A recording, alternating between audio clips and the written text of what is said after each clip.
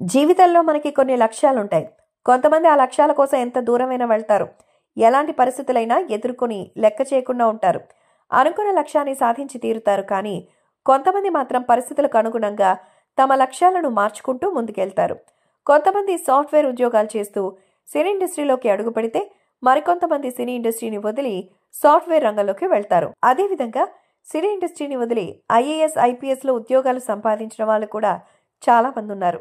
ఇలా ఇప్పుడు pan India వైడ్లో popularity craze సంపాదించుకున్న ఒక హీరోయిన్ చిన్నప్పటి నుంచే కలెక్టర్ అవ్వాలని కలలు కని చివరికి సినీ రంగంలో అడుగుపెట్టి మొదటి సినిమాతోని సూపర్ హిట్ ఖాతాని తన ఖాతాలో వేసుకుని నేడు పాన్ ఇండియా స్టార్ హీరోయిన్ గా చలామణి అవుతోంది. చిన్నప్పటి నుంచే ఈమె స్కూల్లో, కాలేజీలో టాపర్ అయిట. మంచి బ్రిలియంట్ స్టూడెంట్. మిడిల్ క్లాస్ ఫ్యామిలీకి చెందిన ఈ అమ్మాయి లైఫ్ అంతా సేఫ్గా ఉండేలా ఉద్యోగం చేయాలనుకుంది. అందుకే ఐఏఎస్ కావాలనుకుంది. కొంతకాలం ట్రైనింగ్ తీసుకుని పరీక్షలు కూడా రాసింది. కానీ ఫెయిల్ అవడంతో సినీ రంగం వైపు అడుగులు వేసిందట. ఐఏఎస్ పాస్ అవ్వడం అనేది సాధారణ విషయం కాదు. ఫస్ట్ అటెంప్ట్లోనే ఎవరూ చేయలేరు. ఎంత పెద్ద బ్రిలియంట్ స్టూడెంట్ అయినా అది సాధ్యం కాదు. కానీ ప్రయత్నం చేస్తూ ఉంటే ఏదో ఒక సమయంలో ఐఏఎస్ పాస్ అవ్వచ్చు. కానీ అన్నిసార్లు ప్రయత్నం చేయాలంటే ఖచ్చితంగా డబ్బు చాలా ఉండాలి.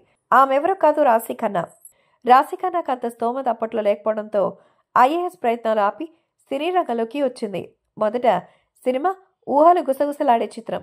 కమర్షియల్గా పెద్ద హిట్ అయింది. మొదటి సినిమాతోనే ఈమె కోట్లాది మంది తెలుగు ప్రేక్షకుల హృదయాలు కొల్లగొట్టింది. ఈ సినిమా ఆ తర్వాత వరుసగా అవకాశాలని సంపాదించి తెలుగు, తమిళ్, హిందీ భాషల్లో అనేక సూపర్ హిట్ సినిమాలు చేసి తనకంటూ క్రేజ్ని గుర్తింపు తెచ్చుకుంది.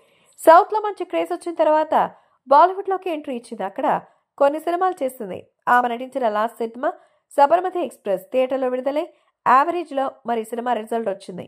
ప్రస్తుతం జీ5 యాప్లో స్ట్రీమింగ్ అవుతోంది.